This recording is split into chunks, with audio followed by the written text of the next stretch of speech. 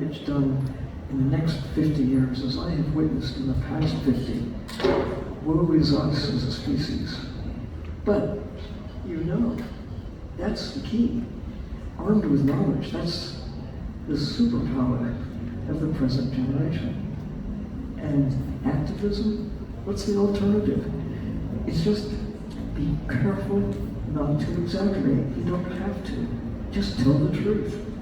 The best knowledge that we've got. And if you find that, what I thought was true isn't quite the way it was, then fix it. Celebrate the new knowledge that has been acquired. Nobody knows what all of the truth of the universe is. We could just keep asking questions. And don't be afraid to ask. And don't be afraid to be the first to do something. Thank you so much, Sylvia. You've given us a lot of inspiration. Before we go, I want to ask you, here you have a lot of young people that are super powerful, like you mentioned. And today, like you mentioned, we're still breathing, and I think we take breathing as an advantage. But because 200 million years ago, have you guys heard about the Permian extinction? One of the greatest extinctions that we had 200 million years ago was basically because some microorganisms, because of a change of chemistry in the ocean, changed their way of producing and liberating oxygen and started liberating toxic sulfides into the air. So it became a toxic atmosphere, and over 95% of all species on the planet went to extinction 200 million years ago because of a change of chemistry in the ocean. So right now we're taking breathing for granted, I think, like Precautionary principle. Precautionary principle in that way completely. So what do you think we need to tackle and should be the fights that we young people take in the future? Hey, deep sea mining, we should definitely go for a moratorium or a ban. What do you think on that? Do what is possible to safeguard the systems that are intact. If it's not broken, don't fix it. Don't try to improve on it. We use these terms like we're developing the marsh. That doesn't mean that you're making things better in the global sense. It means you're making it better for human use. Of course, developing it and putting a parking lot there instead of marsh. We don't need deep sea mining. We don't need deep sea mining, so why would we even think of tearing up the ocean floor when there are better alternatives, certainly more cost-effective alternatives to achieving the desired goals. Awesome, thank you, Sylvia. Now that's some deep sea mining on sharks. All of our countries, should we look for a ban on shark fishing? I think we have an opportunity to say, look what we did with whales. It's a number of different species across the board.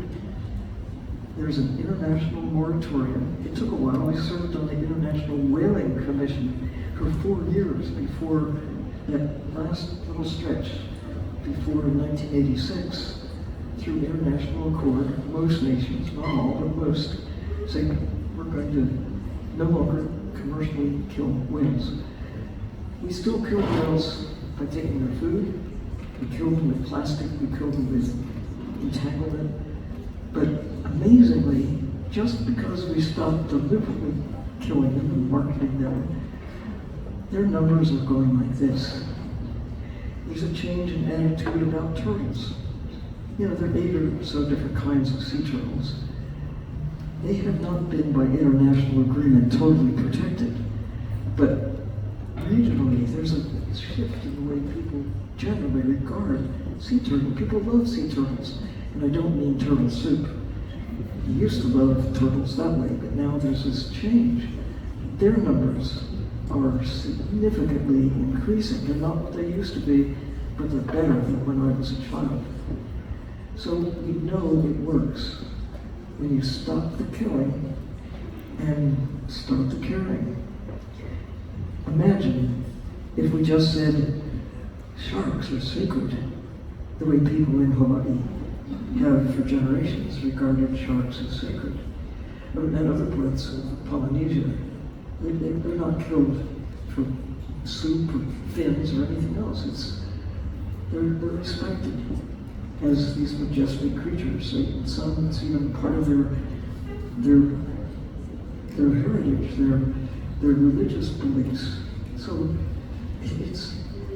it's time. It's overdue. We just need to stop killing them. Nobody needs to kill a shark unless there's a shark about to eat you, and that doesn't happen very often. Thank you so much, Sylvia. I know there's a lot of more species. We should talk about like tuna that you've talked so much about protecting. Why are we eating tuna? Come on. So we should stop eating tuna. And I know you have so much more fights. So Why are we eating squid? or even squid. Octopus. Yes, why? So thank you so much, Sylvia. I know we ran out of time. They're telling me we ran out of time. So I just want to thank you, and I want to invite everyone to keep on reading Sylvia's publications, his books, because I think that's one of the mentors that we need to focus on seeing for the future and what we need. And before we go, I want to share something that Sylvia told me in the back. She said, we may seem radical today, but it's just because we're advanced, we're ahead of our times. We're visionaries.